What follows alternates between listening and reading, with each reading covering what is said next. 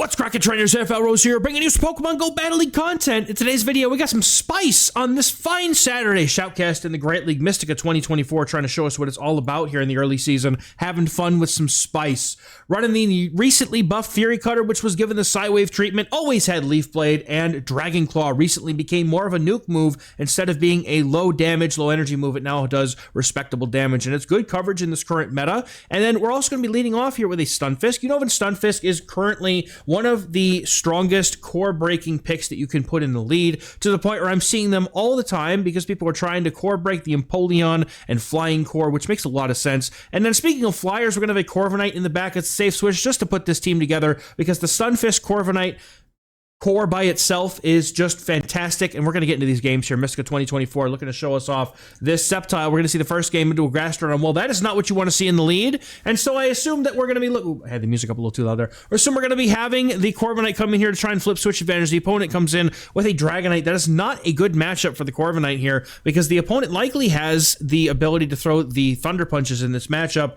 if they have any TMs left, unlike myself. So Air Cutter's going to be getting the shield here off the opponent. The opponent going to have to throw, I don't even know if a Thunder Punch is enough to KO here. We're going to find out together. Corviknight, one of the top-ranked Pokemon in the meta. The opponent goes for the superpower, and that is the saving grace of Mystica here, as the opponent's defense and attack are going to fall because of that move, and now that's going to allow the Air Cutter to KO, and the opponent's not going to be able to get to two more to be able to knock out the opponent, or to be able to knock out the Corviknight before the Air Cutters are coming through. The opponent going to let it go. Switch has been flipped. The opponent has a Togekiss in the back, and man, are you happy to see this. You have Sceptile now on the Gastrodon, and Unova Stunfisk is going to be locked on to the opponent's Togekiss here. Is that Peck or Charm? I can't tell half the time, but either way, the opponent's energy is going to be really not too helpful here, and Unova Stunfisk is looking to come in and start zippity-zapping down. The opponent, however, brings in their Gastrodon. Sceptile comes in, and the opponent going to be going for a charge move. This is only ever going to be a body slam here, most likely, but Sceptile is going to put up the shield here. I think we probably could have taken, well, I don't know, Sceptile's pretty glassy. I don't know if we could have saved two Leaf Blade's worth of energy and then thrown but not had the shield, but no, Mystica's saying no, I'm going to go for these Leaf Blades here, eat up the switch timer instead, and then be able to get back into the Stunfisk very quickly. Going to be able to go for, no, that is definitely a Peck Togekiss. The Togekiss on 1 HP does not have the energy required to get to the two moves or the HP, and that's going to go down to this move, whatever this is. Aura Sphere goes through, not going to be nearly enough, and the Unova Stunfisk is the victor. A good game. All right, getting into the next battle here. We got Unova Stunfisk looking up at its nemesis, the Empoleon. We have found our target, ladies and gentlemen. The opponent's going to be swapping out immediately to Wigglytuff, and Mystica's going to stay in to get some energy before swapping into the Corviknight, which is a dominantly good matchup in here for this Corviknight. And honestly, Sceptile does not appreciate having the charms thrown its way. Even though they were doing less damage this season after the rework, they still hit pretty hard, and Sceptile doesn't want any part of it. So now we're going to be going for the Air Cutters. Nice boost here after the opponent gets the Icy Wind off, and now Mystica's going for the Corviknight's Air Cutter, trying to go do some more damage. We still need two of these to be able to secure a knockout, but the opponent not really going to be able to do too much in this matchup except for throw Icy Winds at very, very sluggish pacing. The opponent's going to be going for another Icy Wind. That's going to bring the Corviknight kind of low. Another attack drop. However, the opponent is going to have to put up a shield if they want any chance to flip this matchup, and depending on what's in the back, that may or may not be a good thing. Mystica gets the boost, but unfortunately not going to be able to make another Air Cutter. Goes down with the move, and Stunfisk is going to have to come in and absorb this energy. No, it's going to shield. We're going to use a Protect Shield here on the Stunfisk. Doesn't want to take this Icy Wind damage. We are putting value in the Stunfisk in this end game here, hoping that the opponent maybe has a Bastiodon, because that's what you usually see Wiggly and Bastiodon. They're just so often together. See what the opponent comes in here with. They're going to be coming back in with this. It can't be the Empoleon. No, they have the Marowak, but Sceptile comes in, is going to be the grass type. That's surely this Leaf Blade. It's a Shadow Sceptile and a Shadow Empoleon. You cannot tell me that Empoleon will live this move. The opponent going to go for that Drill Peck. Mystica looking to go put up the shield because we need to here. Empoleon's going to go for the Drill Peck, going for a slight overfarm. I love this overfarm. This Leaf Blade, I'm telling you, it has to be enough. These are two very glassy Pokemon. There's no doubt in my mind. It's enough. And it's enough, and now the opponent comes back in with the Marowak, and the Leaf Blade has reached just in time. Sceptile taking him out, giving out that Leaf Blade like it's candy. Boom. That's a good game.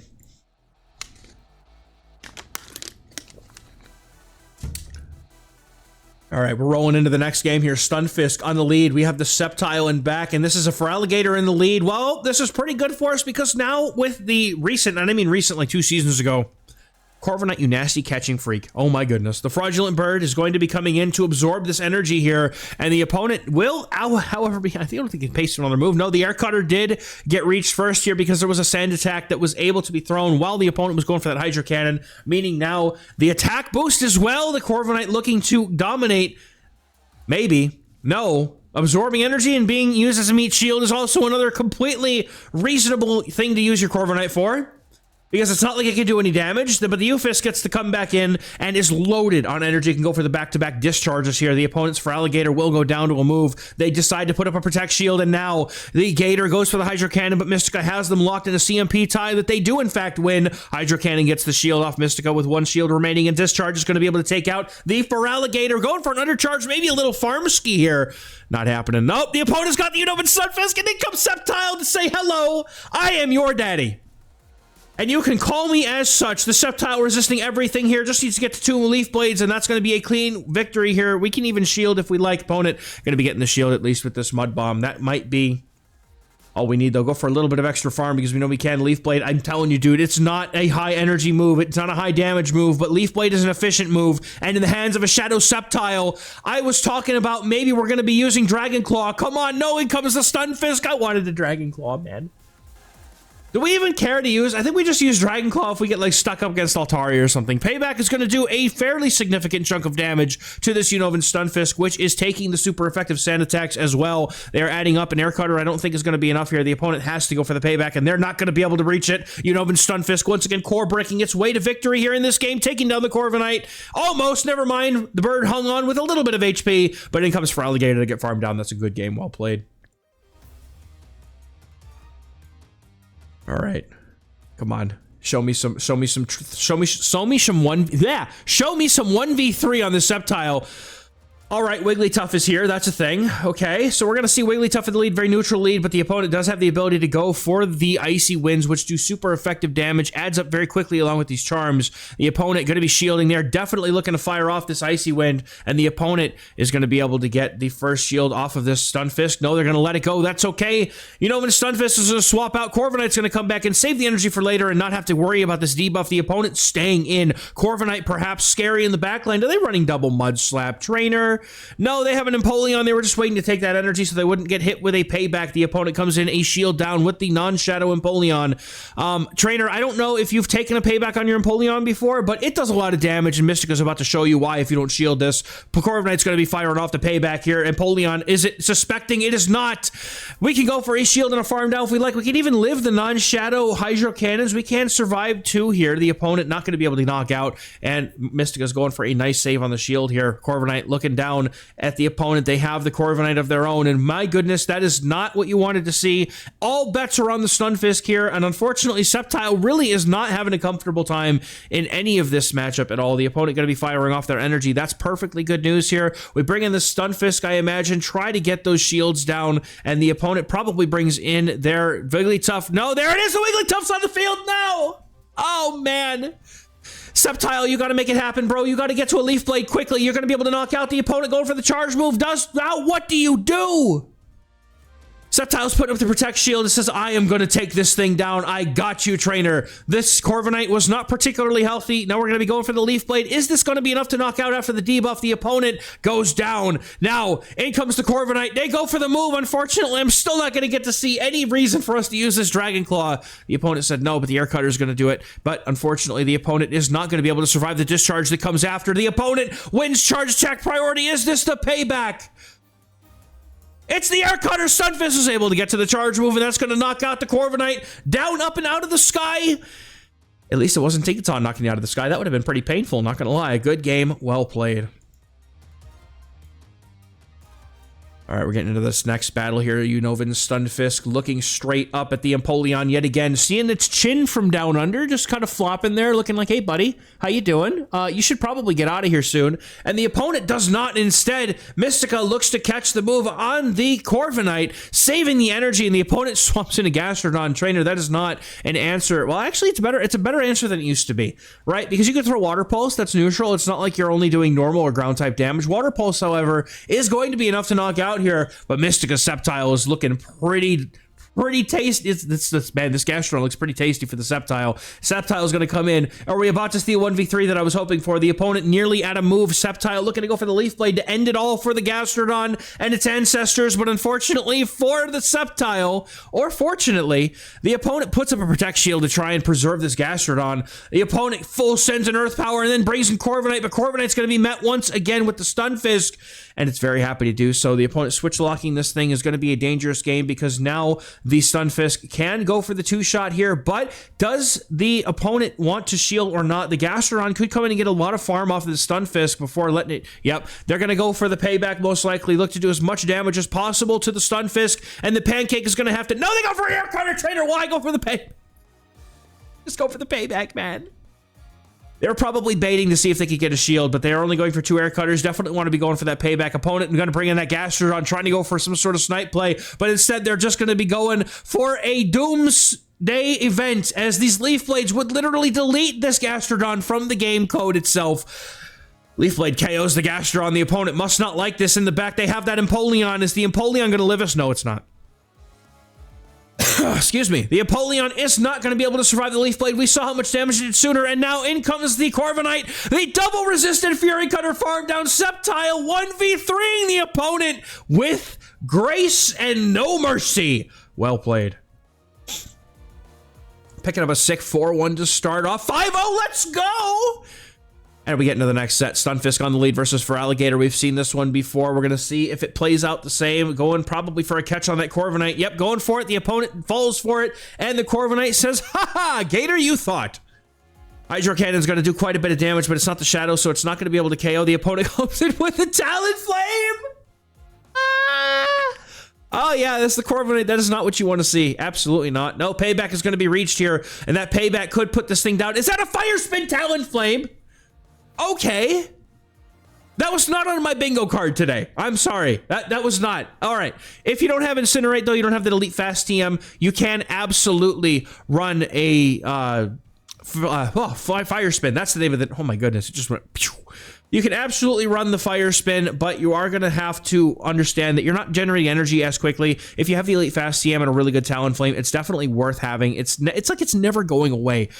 Speaking of things that have never gone away, Clodsire comes in, and the opponent looks like... I think they went for a move a little early there. That's not even an Earthquake Trainer. That's a Sludge Bomb or a Stone Edge. I know that was definitely not enough, and the opponent is going to bring in that Feraligatr, but they are going to be met with the merciless hands of the Sceptile, looking to put this Feraligatr in its place, going for a nice overfarm. Those Shadow Claws are doing a lot of damage. The opponent has a little bit more energy than Mystica thought, but the opponent is going to end up letting this Sceptile now farm up so much extra energy, going for the Leaf Blade. The opponent surely can't shield this. They know that it's over. They got the shield. That's all they need. The opponent goes for the shield. It doesn't matter. The Leaf Blade's reached. We have 2 of those, Trainer, and Feraligatr goes down. And now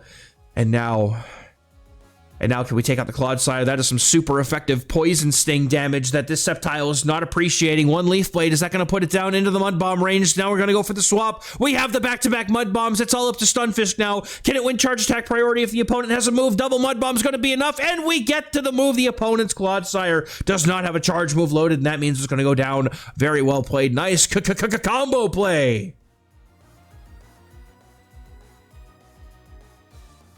Very nice. Next game up, Stunfisk is going to be flopping around at the feet of a Curdilly, the 4 rooted feet. This is not good. Actually, this is very bad. Corviknight immediately swaps in here, and the opponent brings in their Dedenne, and all we can really hope for at this point is that the Corviknight's going to be able to get an attack boost to try and do some more sand attack damage, because unfortunately that's not happening, and the opponent can go straight for the parabolic charges. Sceptile has to take care of this Curdilly. That's the only way. The opponent going to go for the parabolic charge, raising their defense by 1 stage. Unfortunately, the Shadow Cutter is just going to do less and less damage, but it's still going to be a little bit more efficient. I don't even know if you get to the payback, honestly. Trying to go for another air cutter, but we're going down with the move yet again. No! And in comes Unova and Stunfisk. It's going to have to absorb at least a Play Rough here. Going to have to go for the Mud Bomb. And how much do you over-farm in this matchup? That Dedenne is loaded on energy. Going for 4 and the Mud Bomb. Nice counting by Mystica here, knowing that they won't be able to get to another Play Rough quite yet. Mud Bomb is going to knock out the Dedenne. And in comes the Marowak, but we have Sceptile. And Sceptile's ready to sweep. Going for the super effective Fury Cutters. That Cordelia is fading fast. And the opponent's going to go for the Rock Tomb. It's not going to matter because these Leaf Blades are going to do a ton of damage even when you have the Rock Tomb debuff applied. These are going to do a lot. The opponent's going to shield. They know it. But unfortunately for them, the Leaf Blades are going to add up. The opponent needs to get to 2 now. Oh my god. They have to save the shield, right? They have to save the shield for the Marowak. The Cordelia's not going to go. They have shielded. No, they're going to go down. No, Stunfisk, you have to. Stunfisk, you got to clutch this up, buddy. Sceptile was almost there. Sceptile couldn't do it. We're calling the Rock Tomb. That's the first step. But the opponent's got a full HP. Alolan Kanto Marowak in the back. And unfortunately, the Stunfisk is just in the wrong place at the wrong time and gets knocked out with a Rock Tomb. Opponent didn't even grace us with the Grass Knot. Good game. All right, next game's up. We got Stunfisk against Jirachi. This is pretty good because you have that ground-type Mud Bomb to be able to do super effective damage very quickly. This thing, Jirachi, it does charge energy much faster with the change to Confusion this season. However, Stunfisk still able to be a little speed demon pancake. It is going to be able to go for a charge move first here. Mud Bomb lands, does a lot of damage to the Jirachi, and Jirachi fires back with an Aura Sphere. The new super efficient move. Corviknight comes in, but is this the play? Because Corviknight, the pacing increased, but it used to have such a bad time against these matchups. I wonder if Air Cutter truly allows it to now thrive as an anti-fighter in this meta. We're going to see the Corviknight probably no shield here. The opponent goes for the Rage Fist. I was half expecting a close combat, a little cheeky little close combat, but it makes a whole lot of sense for the opponent here to just go for Rage Fist because after one lands, you can quickly knock out with the second. And unfortunately for the opponent, these Air Cutters are coming out a lot faster than they can handle. And Air Cutter's going to get a shield here off the Primeape. And then in comes the Unovan Stunfisk, and Unovan Stunfisk is looking for vengeance here as the Shadow Primeape goes for a charge move. It is the Rage Fist. That was not the close combat, but that was a CMP tie, and that just might be enough. This Mud Bomb's going to go through. Is it enough to knock out the Primeape? It is. It's very glassy, and that's going to do a lot of damage, taking out the Primeape, and now it's in the back. The opponent's got an Azumarill. Oh, Azumarill with a shield up is just really unfortunate for this team. Sceptile is going to have to be able to handle itself with the end game. Needs to be able to get to the... Oh, the opponent's throwing energy right away here. This is exactly what you want. Sceptile can get into a Leaf Blade and easily KO the Azumarill from this range. It's a very, very nice range for it to be at. The Corviknight is going to come back in to meet and greet the opponent's Jirachi, but now disaster might be striking here. But yep, that's exactly right. Air Cutter, you don't want to knock this out. The opponent going for the charge move. I love this read by Mystica, not going for the extra damage. You need the farm on the Sceptile here to not let the opponent get to an Ice Beam to end the opponent and this poor Sceptile. Shadow Sceptile cannot take an Ice Beam, and now it's going to get to the Leaf Blade, and just because we can. It's an Azumarill. We're hitting the button. Good game. Well played. Oh my goodness. Dude, I'm loving this Sceptile right now. It's so fun. Water? I'm surprised we haven't seen any Altarias yet. There's a Corviknight. All the Flyers are in the lead today, apparently. These battles were earlier on in the season, probably first day or two. But you know what? We're having spice. We're having fun. Stunfisk is amazing. That's the whole point, right? Sceptile, we're here to enjoy. Oh, man. What a catch. Oh, come on, man. That was dirty. Why'd you do it to him like that, man? Oh, my goodness. What a risky catch. But it pays off for the opponent, and they are going to draw out the Sceptile. Now, if the opponent is a double ground team, this is the only ground type that Corviknight cannot handle, because the Sceptile goes to the Leaf Blade, the opponent goes to the Corviknight. Finally, we're going for the Dragon Claw. Launch it, baby. How much does this do? Shadow Sceptile, it's resisted, but that's okay. It does like nothing. That's... Oh, my God. Mystica was looking for that switch out. Sceptile could have value in the endgame if this is a double slap team, but not going to let it happen. Just going to save the Corviknight for later. You know, when Stunfisk comes in, going to absorb this energy. The opponent just threw the Air Cutter. Do they have the payback? They do. They have a ton of energy, and now they're going to go for another catch. Probably opponent going into the Cordelia, and now in comes the Corviknight. Corviknight has a pretty nice matchup here. If it can get a boost at any point to help nullify these Rock Tomb debuffs, that's going to be also extremely helpful. Opponent going to get that debuff right away. Going for a little bit of extra energy. Going for the payback attack here. Not going to let the opponent regret the chance to shield here. The opponent doesn't shield, and that is going to open the way for us to go straight air cutter now in this end game. Never having to shield here because the acids are doing absolutely no damage to the Pokecorviknight because of the double resisted steel typing into the poison. Going to go for the air cutter here, and that's going to do quite a bit of the remaining HP of this Credilli, and that's all the opponent can really rely on at this point. Now they're going to get the boost, but in comes their Corviknight, and Corviknight's going to have to take the brunt of these discharges. The opponent does have some HP left on the Credilli, but it is definitely now within Mud Bomb range, and now we're going to go for the back-to-back discharges, and Stunfisk is going to be able to strip the shields off this team. The Corviknight now has to get through 2 shields and a Corviknight and a Unova Stunfisk, and that is just too much a tall task for it, as the Unova Stunfisk can probably just go straight for the discharge here, save the shield for the Credilli. That is very unlikely to get to a move, and if it does, it's going to be within Mud Bomb range, let's be honest here. We can also always just swap in the Corviknight as well whenever we like. The opponent goes for the charge move. They're going to hope to get the Rock Tomb debuff in here. That's what they have to do. Now Corviknight could come in, clear this debuff, but we're going for the Rock Tomb, or no, we're going for the Mud Bomb.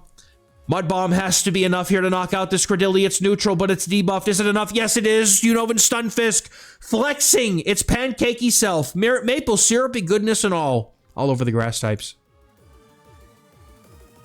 Getting into the next battle here, we got Unova Stunfisk on the lead here versus the Marowak. You hate to see it. Get this thing off my screen. You don't want this in the lead. Unova Stun. Oh, no, they the Bastion. You know what? This is actually one of the main reasons why I'm really warming up on Corviknight, because despite Bastion, like, being very dominantly good against flyers, this is the one flyer that can put Basti in its place. I love this. Going for a shield here, wanting to win switch, because if we can get Sceptile by any means necessary onto the opponent's... excuse me. Onto the opponent's other Pokemon, that's going to be very good for us here. Corviknight looking to get the Silent Attack down, but the opponent comes in with the Marowak, and now Sceptile's target is sighted. It's going to go straight for the Leaf Blade, but has to shield up a potential Rock Slide first. The opponent going for that Bone Club bait. Unfortunate. Now they're going to be going for a few more Mud Slaps, looking to try to get back up to that Rock Slide before throwing again. Now the shields are all down, but Sceptile's quick, super fast pacing just straight deletes it. Oh, and the opponent's got Forretress. And dude, the Bug Bites deleted that health bar faster than you could have possibly seen, in the opponent with a 2-shield Shadow Forretress running that D-Gen team of Kanto, Marowak, Bastion, Forretress. That team is still here, folks, and it's not going away anytime soon.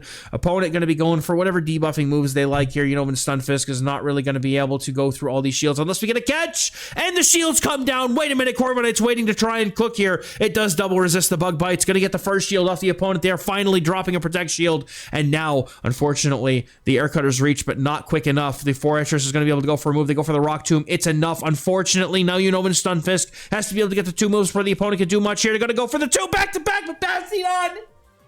Bastion makes the catch, and I don't even know. I think it's too low. Yep. Even a no charge on that Mud Bomb isn't going to be enough, and unfortunately, now we can get to the Sand Tombs to knock out Unova Stunfisk. That was a really unfortunate call there. No, the Bug Bites are enough. No, that's going to take him out. That's a sad. No, that was the last one.